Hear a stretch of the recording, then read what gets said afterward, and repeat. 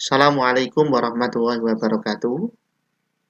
Pada kesempatan ini kita akan mendiskusikan tentang menjual daging korban. Bagaimana hukumnya itu ya. Ada 3 pertanyaan yang akan kita bahas pada kesempatan ini. Pertama, bolehkah orang yang berkorban menjual daging korban yang telah disembelih? Kedua, bolehkah seorang penerima korban menjual daging korban milik mereka? Yang ketiga, bolehkah orang yang berkorban memberi upah daging korban kepada pemotong hewan korban? Ini pertanyaan pertama, bolehkah orang yang berkorban menjual daging korban yang telah disembelih? Orang yang berkorban tidak boleh menjual apapun dari hewan korban tersebut. Kulitnya, dagingnya, tanduknya, dan lain-lain. Kalau dia menjual, kalau itu dilakukan, berarti korbannya tidak sah. Artinya apa? Hewan yang disembelih pada hari raya kurban hanya menjadi sembelihan biasa. Orang yang berkorban tidak mendapatkan fadilah pahala berkorban. Ya, korbannya boleh dibagi, tapi hitungannya tidak menjadi hitungan korban. Orang yang berkorban tidak boleh menjualnya. Yang diperbolehkan adalah memakannya dan mensodakokannya. Jadi dia boleh memakannya dan juga mensedekahkan, tidak boleh menjual. Termasuk dagingnya, kulitnya, dan lain-lain. Dasarnya apa?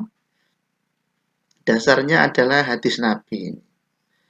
Man ba'a jilda udkhiyatihi fala udkhiyatalah.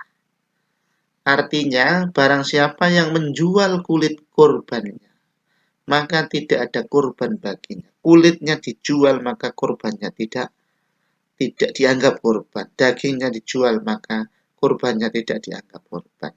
Hadis riwayat Hakim ya. Yang kedua, bolehkah seorang penerima kurban, penerima daging kurban, menjual daging kurban milik mereka? Sudah dikasih jatah bagian itu, apa boleh dijual atau tidak?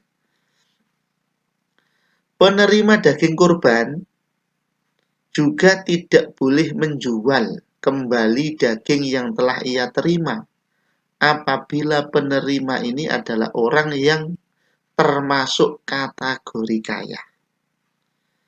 Jadi penerima daging kurban ini kalau dia kategori kaya tidak boleh menjualnya. Mengapa? Orang kaya kedudukannya sama dengan orang yang berkorban karena ia sama-sama mendapatkan tuntutan untuk berkorban. Walaupun yang ia terima sudah berupa daging, ia tidak boleh menjualnya kembali kepada orang lain. Ia hanya boleh mengkonsumsi, memakannya, atau membagikan kembali kepada orang lain. Atau untuk menjamu tamu dan lain-lain. Tapi tidak boleh dijual. Itu kalau dia kategori kaya. Berbeda dengan orang fakir atau miskin. Sebab ia tidak mendapatkan tuntutan sebagaimana orang kaya, jika ia mendapat daging korban, boleh ia menjualnya kepada orang lain.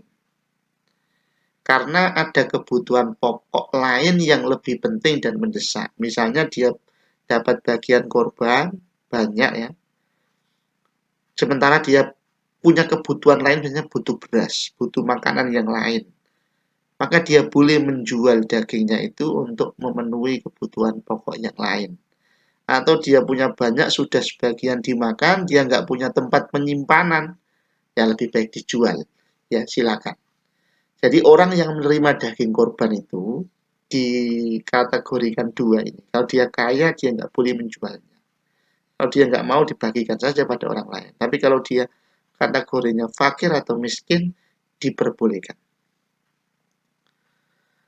Pertanyaan yang ketiga, bolehkah orang yang berkorban memberi upah daging korban kepada pemotong hewan korban tersebut? Nah, gitu ya. Jawabannya, jagal tidak boleh diberi jatah daging korban karena dia sebagai jagal. Kalau dia sebagai jagal diberi jatah karena jagalnya itu tidak boleh. Tapi dia boleh diberi daging sebagai seorang mustahik. Artinya dia juga berhak menerima. Kalau dia berhak menerima, dia boleh dikasih, tapi bukan karena dia menjadi jagal. Tidak boleh menjual daging korban untuk operasional. Alasan apapun menjual daging korban atau yang lainnya untuk operasional itu tidak boleh. Upah atau operasional diambilkan dari sumber yang lain. Nah, mana dasarnya itu? Hadis Nabi, amaroni Rasulullah sallallahu alaihi wasallam an akuma ala butnihi wa an tasaddaqa bilahmiha wa juludiha wa ajillatiha wa alla u'tiya al jazaro minha qala nahnu nu'tihi min indina. Rasul memerintahkanku agar aku mengurusi onta-onta korban beliau, mensodakokan dagingnya, kulitnya, dan jilatnya. Jilat itu kulit yang ditaruh pada punggung unta untuk melindungi diri dari dingin. Dan agar aku tidak memberikan sesuatu pun dari korban itu kepada tukang jagalnya. Dan beliau Nabi Muhammad SAW bersabda, kami akan memberi upah kepada tukang jagalnya dari kami. Ini dasarnya. Nah, solusinya bagaimana? Bagi siapa saja yang ingin berkorban melalui panitia, diwajibkan